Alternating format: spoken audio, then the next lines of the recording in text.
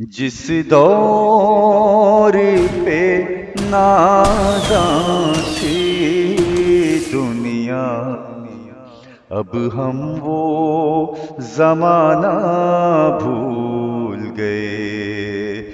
غیروں کی کہانی یاد رہی اور اپنا فسانہ بھول گئے۔ کسی زمانے میں ایک بادشاہ ہوتا تھا۔ وہ بادشاہ بڑا نیک اور رحم دل تھا۔ اکثر رات کو بھیس بدل کر گشت کیا کرتا تھا تاکہ شہر کے حالات معلوم کرے۔ ایک رات ایسے ہی وہ گشت کر رہا تھا، اس نے دیکھا کہ 4 آدمی ایک جگہ بیٹھے ہوئے ہیں۔ بادشاہ نے ان سے پوچھا تم کون ہو؟ ان چاروں نے الٹا بادشاہ سے پوچھا کہ تم کون ہو؟ بادشاہ نے کہا میں تم میں سے ایک ہوں۔ ان چاروں نے کہا کہ ہم تو چور ہیں اور ہم سب کے پاس ایک فن ہے۔ ہم سب کے پاس ایک ایک فن ہے، اگر تم بھی ہم میں سے ایک ہو تو تم اپنا فن بتاؤ، تمہارے پاس کیا فن ہے؟ تو بادشاہ نے کہا کہ پہلے تم اپنے فن بتاؤ، پھر میں اپنا فن بتاؤں گا۔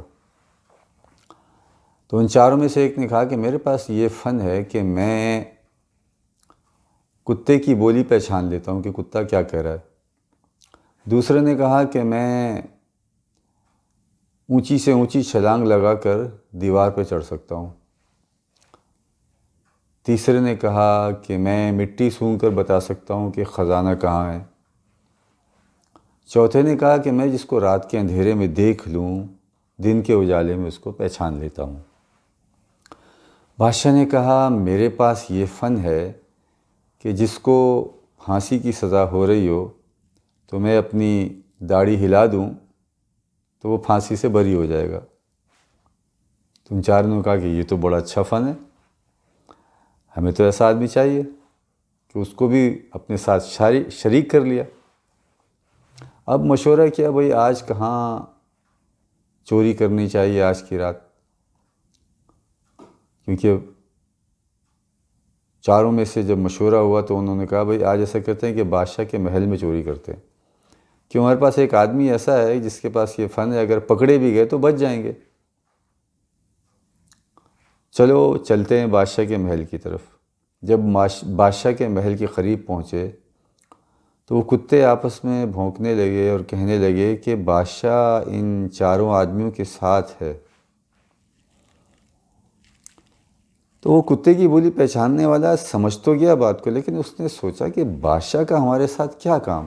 بادشاہ اپنے محل میں آرام کر رہا ہوگا، شاید ان کتوں کو کوئی غلط فہمی ہوئی ہے۔ تو وہاں لکھا ہے کہ دیکھو اس آدمی کو علم تو تھا، لیکن علم پر لالچ غالب آ گیا۔ چلے آگے، دوسرے نے دیوار کودی، دیوار پہ چڑھ کر رسہ لگایا، چاروں محل کے اندر کودے، اور جب پہنچے تیسرے نے مٹی سونگھ کر بتایا بھئی خزانہ کہاں ہے، مال کدھر ہے، اور گئے وہاں مال چوری کیا، ہیرے جواہرات جو بھی تھے، اور لے کر باہر آ گئے۔ ان چاروں نے بادشاہ کو ملا کر حصے کیے اور سب کو ایک ایک حصہ دیا، بادشاہ کو بھی ایک حصہ مل گیا۔ رات کو بادشاہ نے ان چاروں کے گھر دیکھ لیے اور نشان لگا دیے ان گھروں پر، اور صبح محل سے اپنے سپاہی بھیجے اور ان کو پکڑوایا، اور پکڑوا کر کے قاضی کے آگے عدالت میں پیش کیا۔ قاضی نے کہا کہ جرم بڑا سنگین ہے، بادشاہ کے محل میں ان چاروں نے چوری کی ہے، لہذا ان چاروں کو پھانسی کی سزا دی جائے۔ جب تختے دار پر لٹکنے کا وقت آیا تو ان چاروں میں سے چوتھے نے کہا کہ بادشاہ سلامت، رات کو ہم 4 تھے، 5واں آدمی ہمارے ساتھ ایک مل گیا تھا، اور سب کے پاس ایک ایک فن تھا۔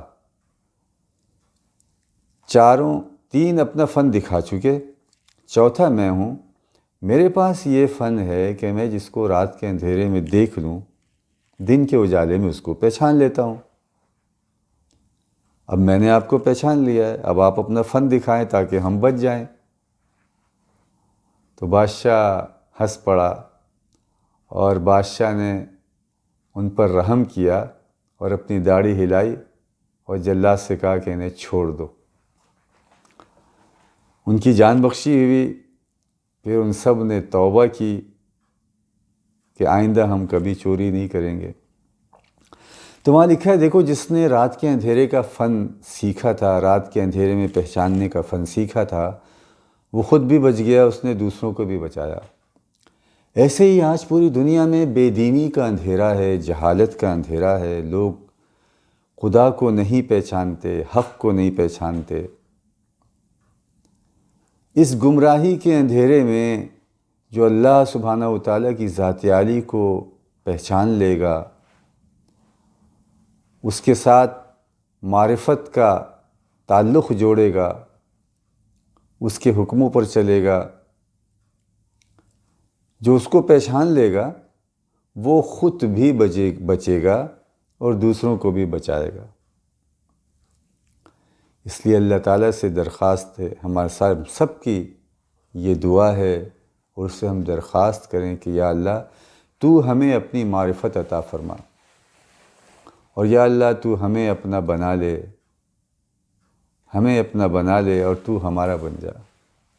اللہ تعالیٰ ہم سب کو عمل کی توفیق عطا فرمائے۔